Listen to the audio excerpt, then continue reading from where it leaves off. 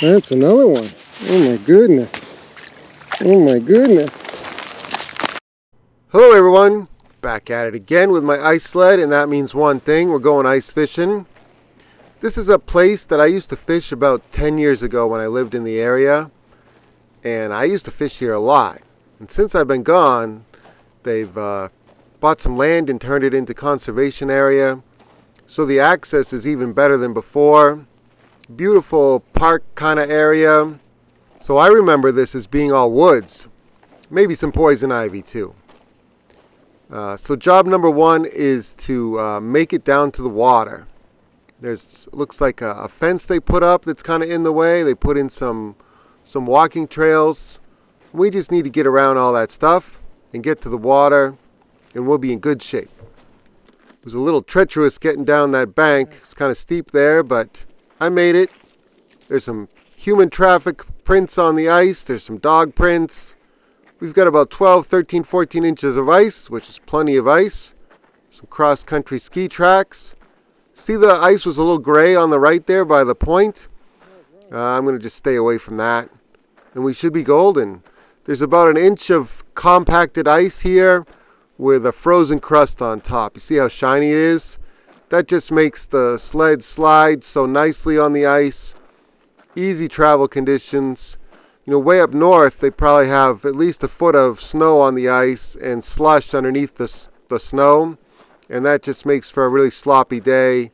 Hard travel conditions.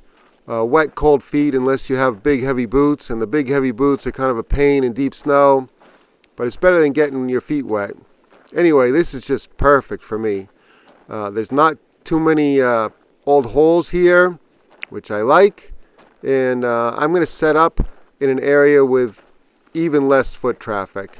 And we'll see how I can do. First thing I'm going to do is pop some holes here.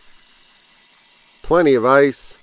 See that little kickback at the end? You got to watch out for that. But otherwise, this Milwaukee drill is awesome. It just flies through the ice, makes it so easy to pop a bunch of holes. I think I drilled about 10 holes just to get going.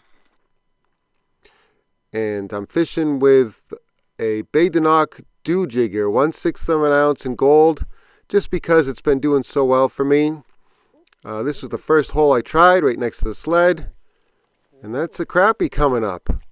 And when I fished here before, again, it's probably about 10 years ago, there was plenty of crappie, but it seemed like there was more crappie in the mix this time around. And that's just, you know, fish populations change over time. It was kind of rare to get crappie. And on this trip, it seemed like I caught more than I expected. But that's okay. I'm not complaining about crappie. Let's see what's next. I think I moved holes. Yep, I went to the next hole down. What's that? Little bluegill? We'll take him too. Thanks for playing, bud. The bait I'm using is a little big for the bluegill, but I'm making it work. As soon as I feel I might swing on him, and I was able to get quite a few. But that's not a bluegill, that's a yellow perch. Decent size. On that gold dew jigger. Nice and fat. You know, that's kind of what I'm hoping for fishing with the dew jigger. It's a little bit big for the bluegill, but it's just right for some of those bigger yellow perch. And he's going to be just shy of 12 inches. But still respectable. Put a good bend in the jig rod. And they're getting fat now. They're filling up with eggs, so they're getting fat. I swapped out the treble hook for a single hook, and I baited that single hook with a piece of worm. That's what I mostly do just out of convenience, but whatever works well for bait in your area, that's what you should use. Some people swear by mealworms, or wax worms, or spikes, or pieces of shiner, or fish eyes. Hey, that's a little better perch, a little bit longer, just as fat. That one might be over 12. Yeah. That was from the same hole as the first kind of fat perch. Yeah, we're getting there. What's that one? Can't quite see. I think it was 12 and a half. Yeah, something like that. 12 and a half. So not a giant, but we're getting there. Back down the hole it goes. So I'm looking for some of those bigger panfish, but in between I was staying busy catching sunfish. And these guys weren't super huge, but they were big enough to put a bend in the rod, and that's okay.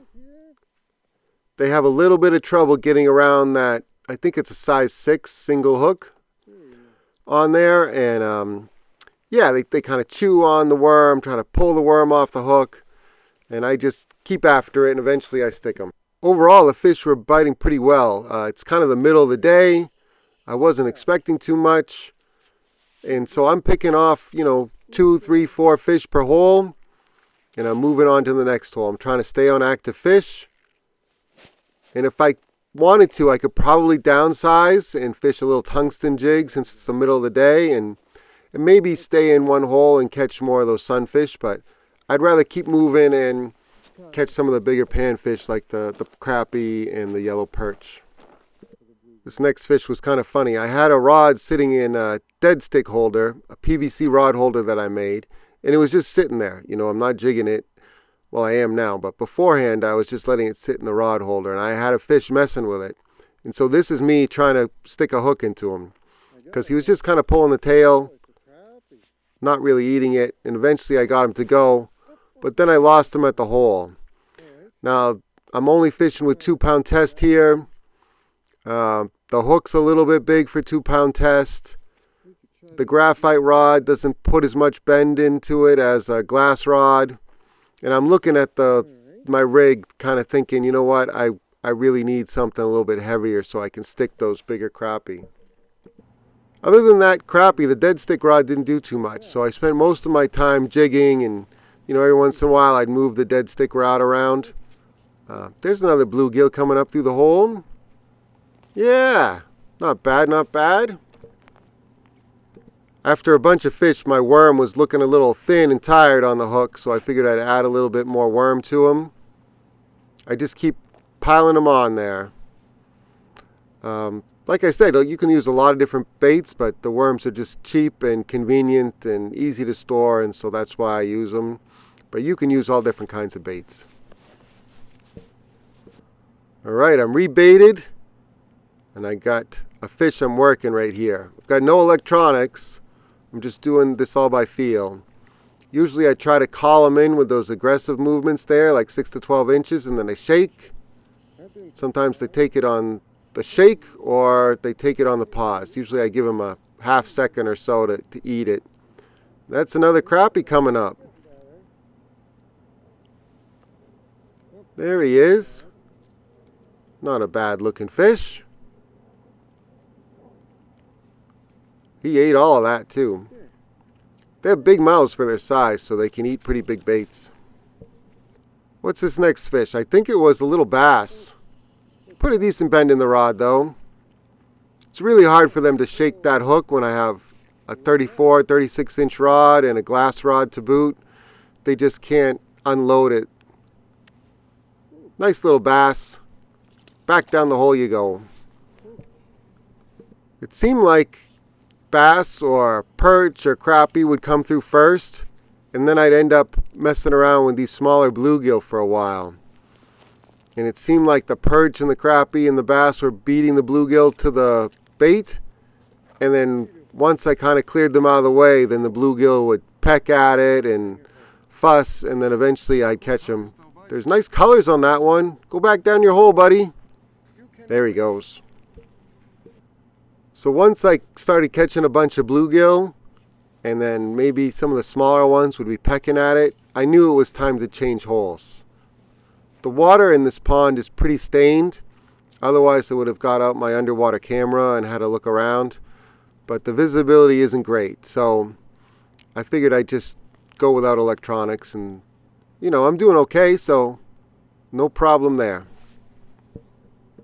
Alright, let's see what's next. See that pause there? He ate it on the pause. The rod tip just loads up a little bit more. The spoon's a little bit heavier than some of the other spoons I fish, so there's already a little bit of a bend in the rod. And then any little extra bend I know is a fish, and I just lift up on them. That's all you really need with braid and a glass rod, especially a longer rod. You just lift up on them and the hook's pretty much buried. What's that? That's a little different. That's a pumpkin seed. Not a bad one either. Thanks for playing, bud. I cut out a lot of the bluegill that I was catching just because eventually they all start to look the same. But right after I caught this fish, something interesting happened. Another bluegill. Some of them took me a while to get a hook in them. They were tearing the worm off, pulling at it. They're pretty good at trying to rip the worm off the hook without actually getting hooked. Now where is he? I heard something coming towards me, so I pulled the camera up. That's a swan. Now there's got to be some open water around here somewhere, maybe a stream that he's hanging out with, but I thought all the swans would be further south by now because there's a foot of ice everywhere. So I caught some more bluegill and I switched holes. Here I'm working on a different fish. You could see just a little bit of a bump in the end of the rod there. And there's old Mr. Crappie. Yeah, they have no problem inhaling a big spoon like that. He's not even that big. Back down the hole you go. There he goes. Right after I caught the crappie, I was back into the bluegill. It seemed like for most holes, the crappie and the perch would hit first. And then I get into bluegill, and then pumpkin seed, and then smaller bluegill, and then I knew it was time to switch holes and keep on moving. Once I know there's fish underneath me, I tend to size down the movements in my jig rod. So I'm shaking it, I'm pounding it in place, and then I give them a pause to give them a chance to eat it, and they come up and suck it in. And any little, any little divot in the rod tip or movement of any kind, sometimes they'll even lift me up a little bit. I just lift back on them.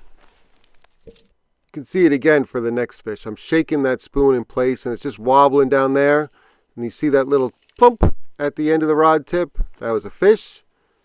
Up he comes. What's that? That's another pumpkin seed, I think. Yeah, another pumpkin seed. Those guys are very subtle. They'll drive you crazy if you don't fish a lot. All right, what's next? Shaking that spoon in place. That one might be a little better. Hey, that's crappie, I think. Yeah, crappie. He's not that big. He's actually a little skinny. But that's okay. Can't be too picky. I skipped over some more bluegill because they all kind of look similar after a while. But this was a little different. This put a bigger bend in the rod. And right as I was about to haul him up, my camera died. But he was a nice fat yellow perch. So after that big fat yellow perch, I decided to leave and go after trout. Now this probably was a big mistake because the trout weren't cooperating at all. I did end up jigging up a bunch of yellow perch though, but none as big as before.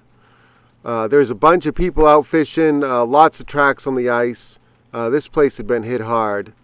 And if I had to do it all over again, I wouldn't have left those fish to go find new ones. But I don't know, you never know unless you try. I'll tell you what though, I did get my steps in for the day out on this place. I covered a lot of water. Alright, thank you all for watching. I really appreciate it. Just like all my other videos, I'll list all the gear in the video description so you can duplicate what I was doing out here today and hopefully have some good success wherever you might be fishing across the country or across the world.